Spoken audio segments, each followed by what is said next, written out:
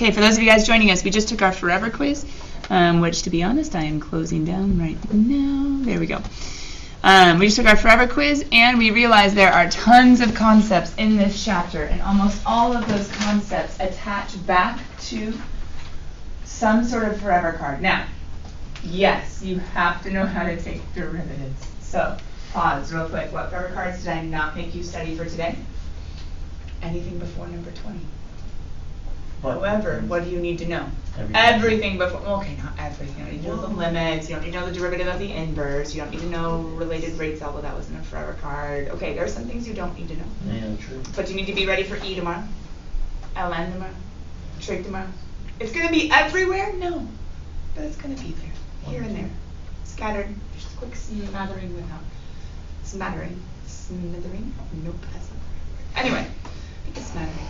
But there's going to be one here, one there, but the rest are going to be algebraic. Algebraic, what do you need to know? Product rule, quotient rule, chain rule. So, question. For those of you just joining us, sorry, I know some of you guys are gone. In the test review, I had them go through every single question in the practice test they are supposed to attempt and try to underline the word or words that are most important. For number 1, what's the most important thing? Critical numbers. And your brain should attach it to the critical number. Hey, forever quiz number 1. What do you, or how do you find a critical number? Forever quiz number 5.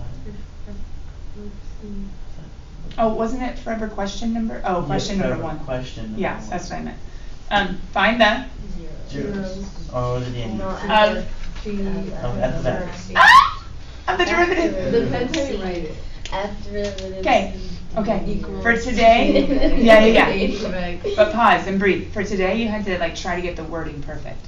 For tomorrow, just have the concepts. What's the concept? We find the derivative, and we set it equal to zeros, or find the DNEs. But pause, critical numbers are only at existing domain points, right? But the nice thing, what's his domain? Okay, so forget it. Any critical numbers you find are going to be perfect. What was my hint yesterday for this guy? Well, pause. What rules are you going to have to use? Product and chain. Product rule, chain rule, although the U primes are like 1. Sweet.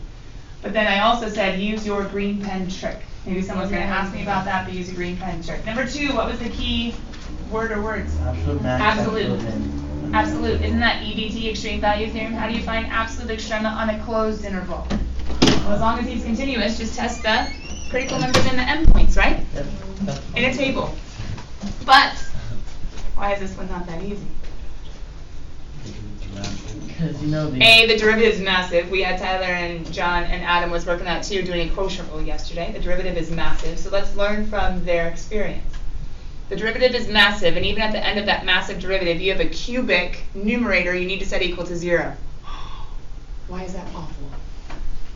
Because it's really hard to solve cubic. To factor a cubic? We're going back to pre-cal. No AP calculus question is going to be that involved as far as needing that much work. Taking your quotient rule derivative, simplifying it, having a cubic to set equal to 0, to plug into a table, too much. There was another way. John, what's the other way? Synthetic division. Synthetic or long division, why? Synthetic, because it's only x was 4. He has a domain problem at -4. My question to them was, what kind of domain problem?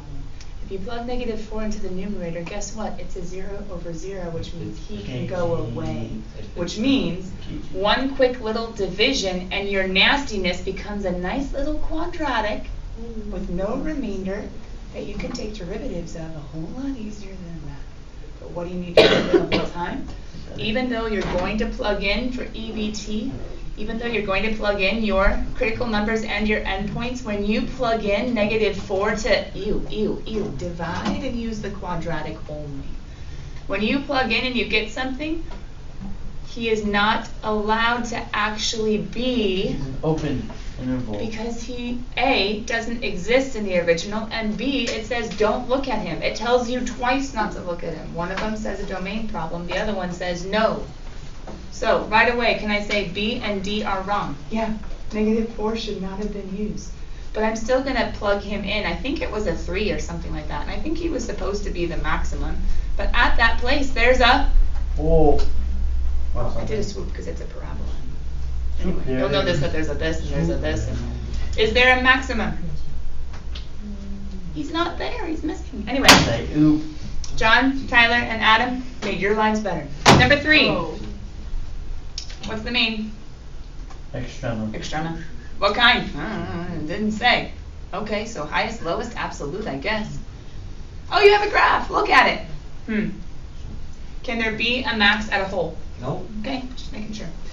Number 4, key number, what'd you underline? Interval. All C's. I think I underline this. And what forever card is this? That is MBT. Technically MBT, because rolls would be a 0, right? Oh, hey, the conclusion of rolls is 0. F prime of C equals What? 0. F prime of C equals 0. I just forgot the equal 0. So you put F prime of C? Equals F root B minus. Oh, okay. Well, you're actually, is she wrong? No.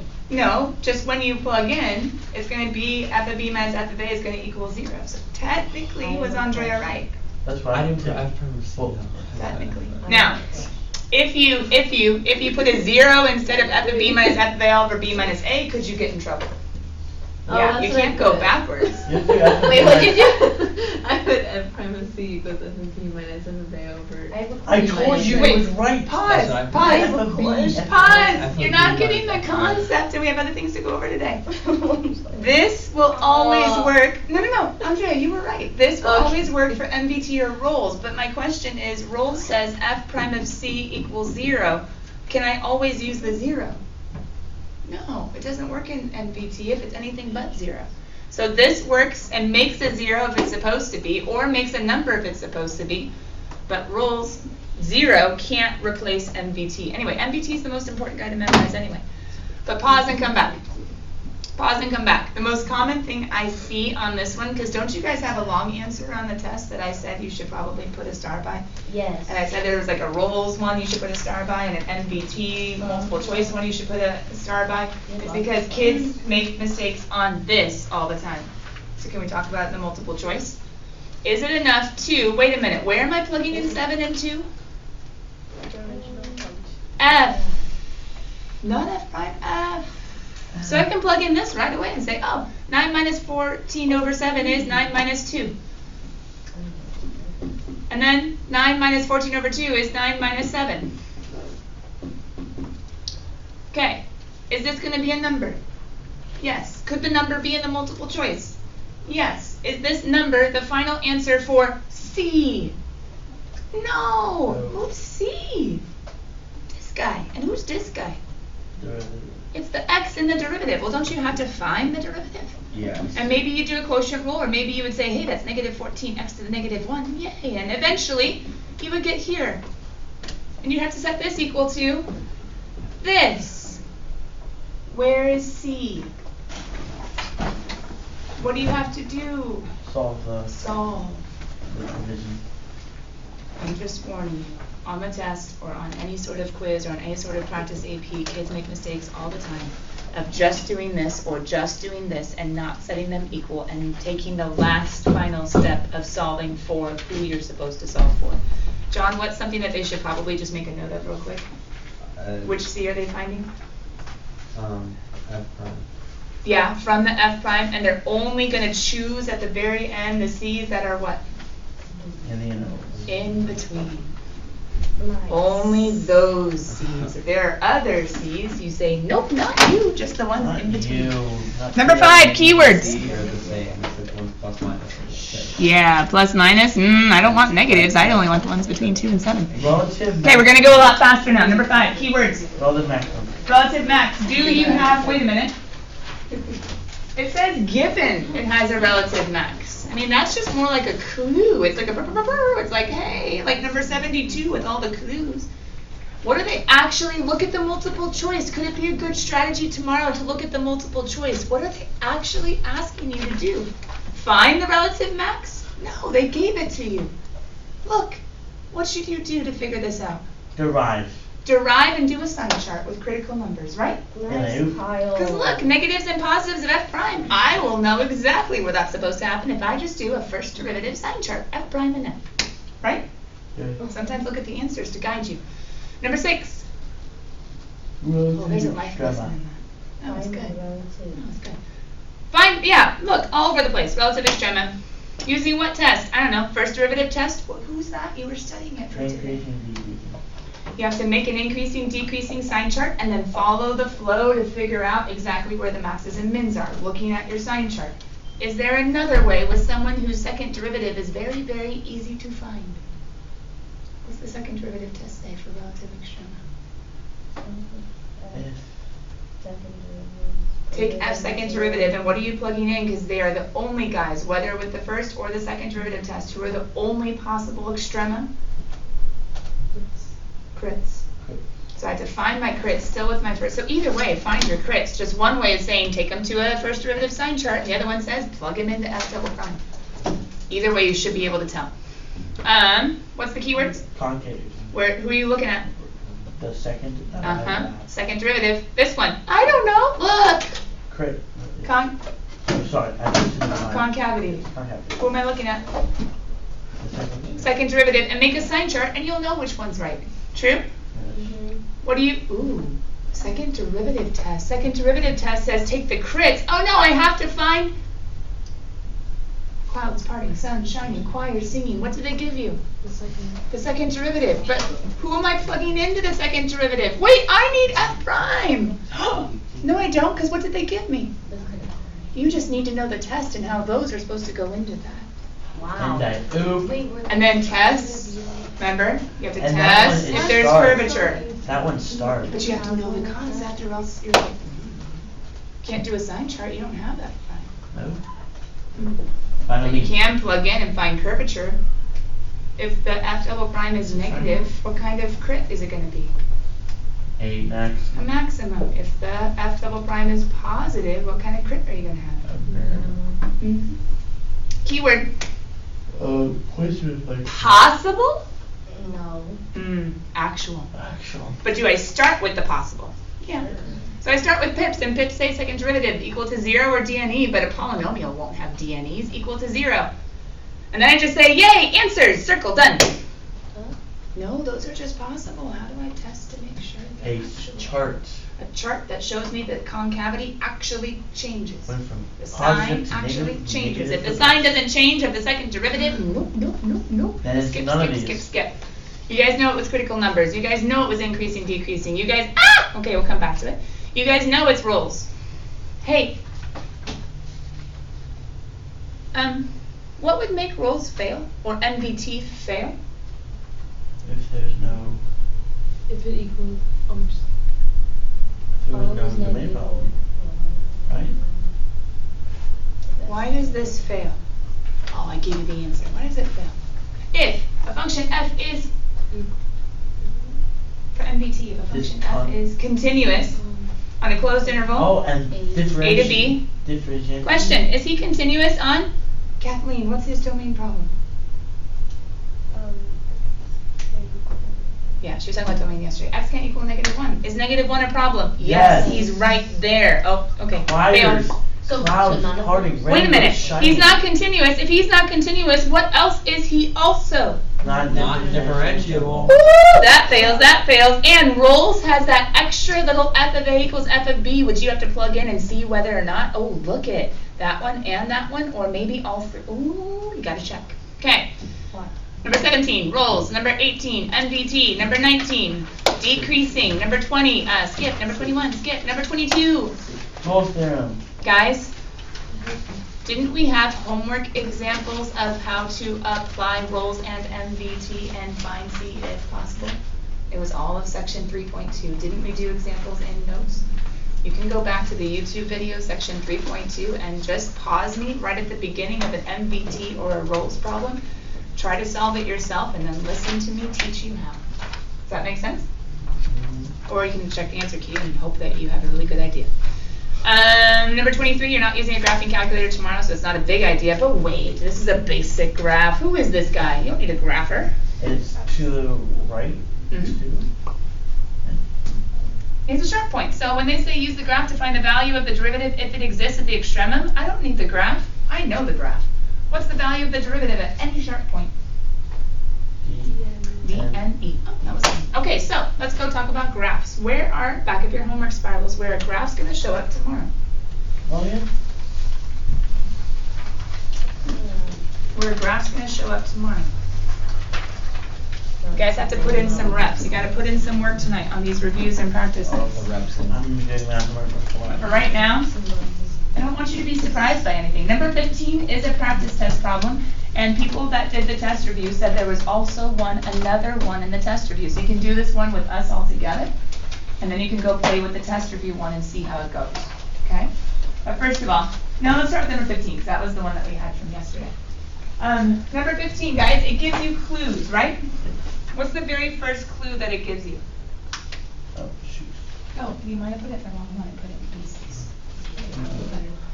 Okay, number 15. What's the first clue? 0, 0. F of 0 equals 0. Oh, it's a point. Okay, that's easy. How about the second one? When f prime of x is greater than 0, what does that tell me about f? It's increasing. F is increasing. Wait, always and forever? Does it like restrict it somehow? Well, we have to continue on. Okay. Because this next one says that f double prime is less than 0, but it gives me only sometimes.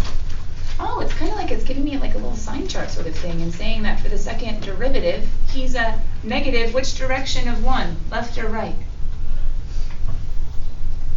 Guys, inequalities are easier than you think.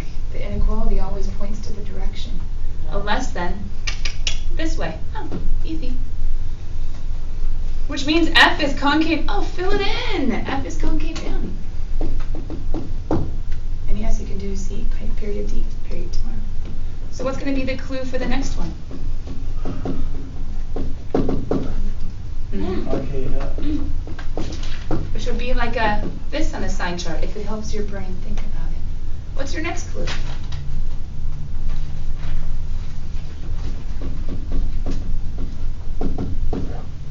What happens if your second derivative equals 0? It's not called a crit, it's called a pip.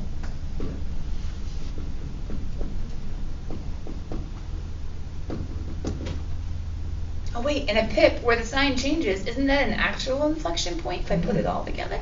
Maybe I can get a bonus point by being like, ooh, it's an actual. Why? Because I saw the sign change. Well, sorry, the sign change. Inflection point. But what was the goal of us talking about all these clues? What are we actually supposed to do in number 15? Actually supposed to graph. Graph.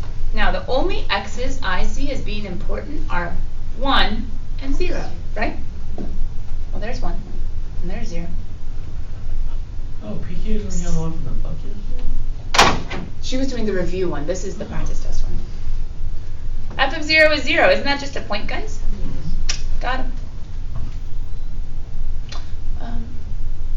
Isn't my guy always increasing? Yes. But before 1, he's increasing in what kind of way? Concave down. Wait, that part of concave down is decreasing. Where's the increasing part? Ah, okay.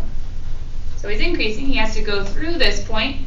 Why am I leveling off at 1? Because you're about to do concave up.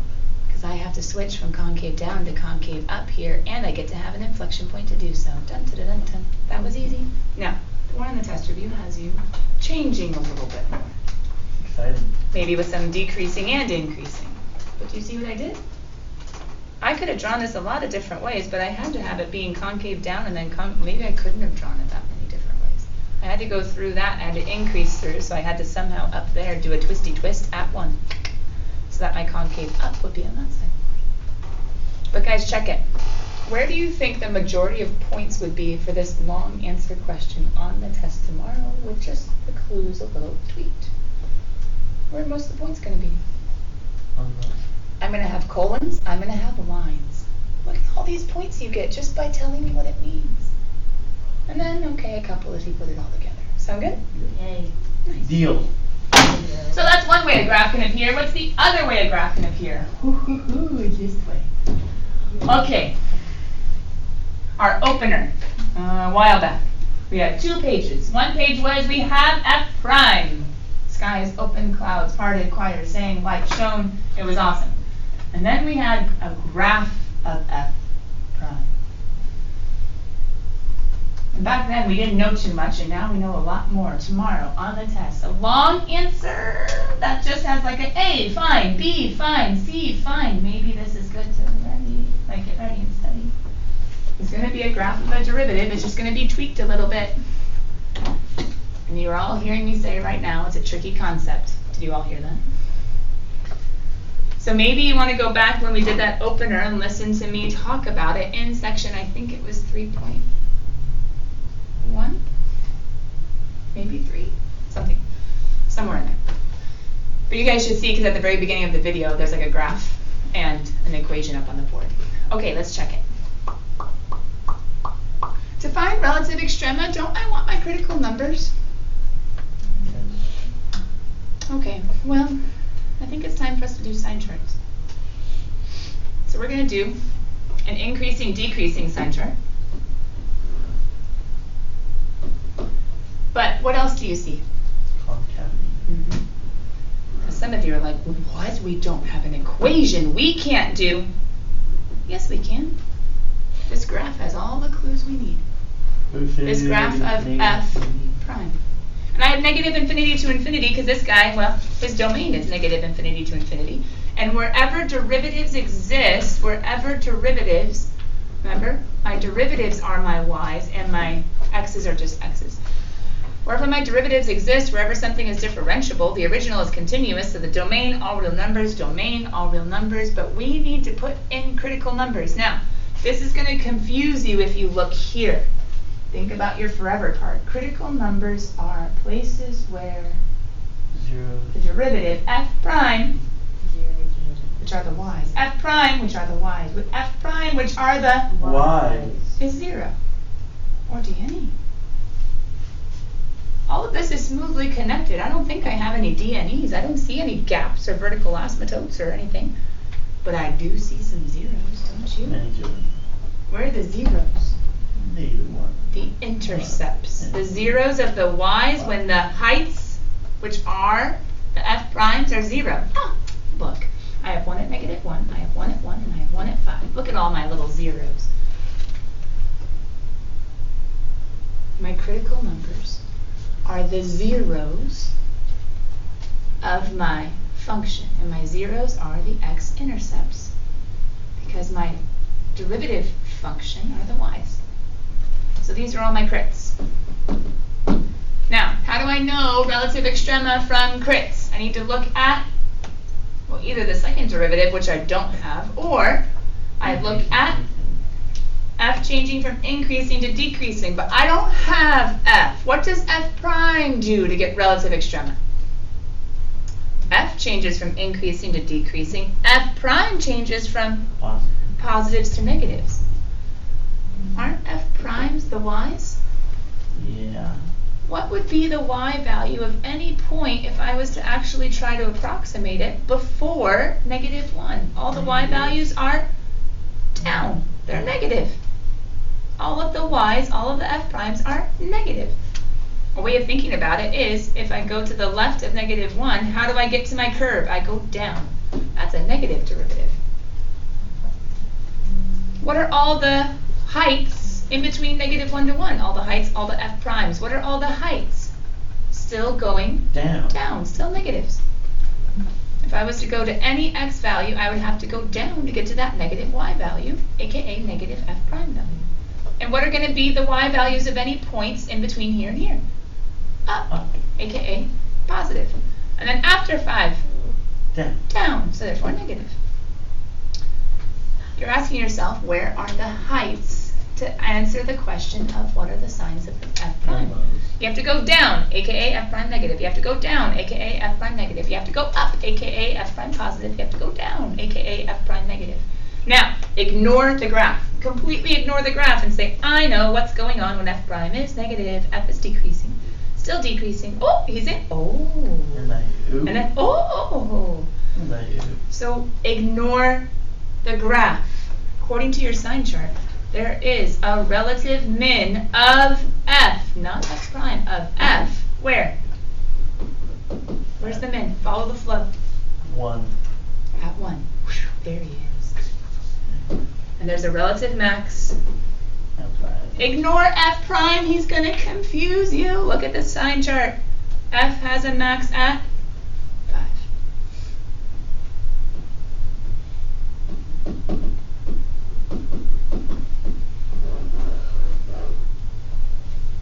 looking at f prime, our brain is going to want to think he's f, but he's not. He's not, he's not, he's not. We'll talk more about this as we keep on practicing for the AP, but for right now, that's enough for relative min and relative maxes. But who have we not answered yet? Inflection points. Forever card. Inflection points occur when? Concavity changes, aka what about f double prime? Because we don't have him to look at. What's he going to be doing? Concavity will change when his signs are changing. Wait, what makes his signs change? His signs, he's the derivative of somebody. His signs will change when his before guy, we actually call it an antiderivative, but his go back one jump. If the guy before the derivative is changing, increasing to decreasing, then his derivative signs will change, which means his concavities will change. Where does f prime change from increasing to decreasing, to increasing to decreasing? Now, I didn't show it super clearly. That's kind of awkward. I apologize. This graph should have been a little bit more like this, with a little point drawn at 0 and a little point drawn at 3. Tomorrow is much more detailed. But guys, where does f prime change from increasing to decreasing? At -1. Where does he change from decreasing to increasing? At 0. And where does he change from increasing to decreasing? At 3. Which means wherever f prime changes from increasing to decreasing, his slopes will change from positive to negative, from negative to positive, from positive to negative, which means his concavity is going to be changing all over the place. Where?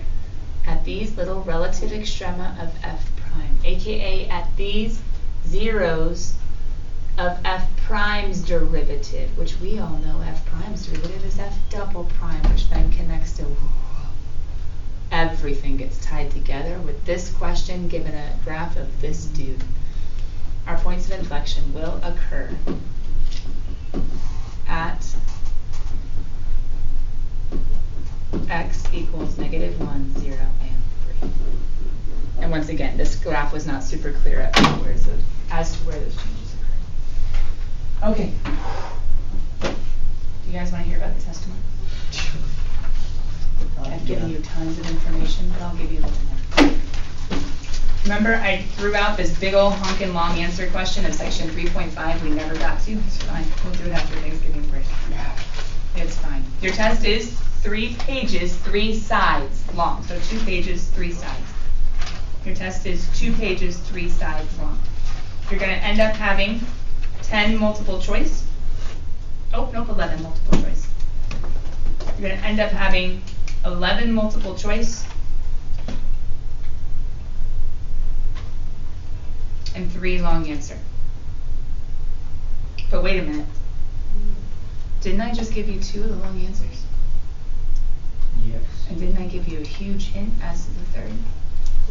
What was the long answer on the practice test that I said you should go watch a video and listen to me explain again? MVT.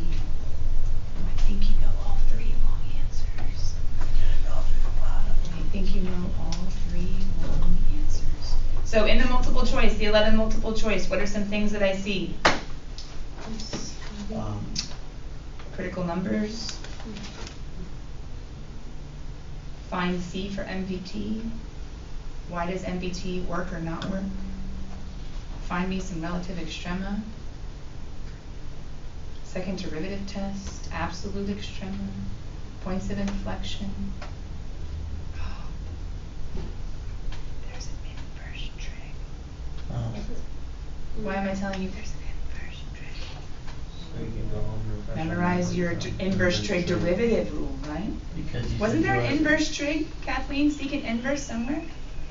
There was a secant inverse somewhere. Homework 20, the review. Yes. Something. Anyway, but I'm telling you, study all your inverse trig because that's not the one on the test. You're going to be looking at a couple graphs, doing a couple concept-y things. Oh, well, that's an increase and decrease in the problem. And then another looking at a graph sort of thing.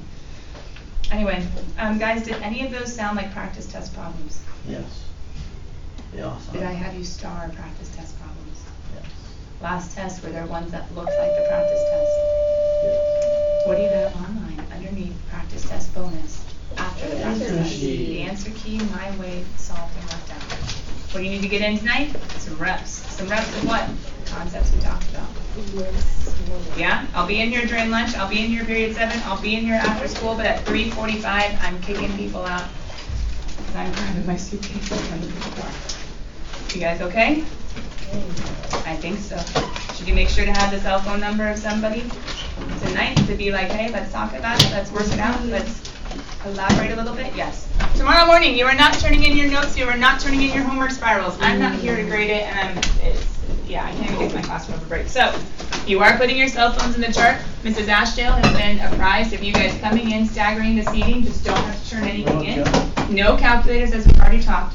And she is going to be here with the classroom open for you to start at 7:50. BS, say thank you to Mrs. Ashdale. Sound good? Did you say we're not turning in our? Homework spirals or notes? I have no idea. We'll do it after break. So do what you need to do tonight to get ready for tomorrow. Anyone who's horribly behind, you better be reviewing and practicing. I've always been reviewing practice. But now I figured if you... But now I can catch up over Thanksgiving break, and that way be 100% on my spiral. So true. Procrastination never heard of it.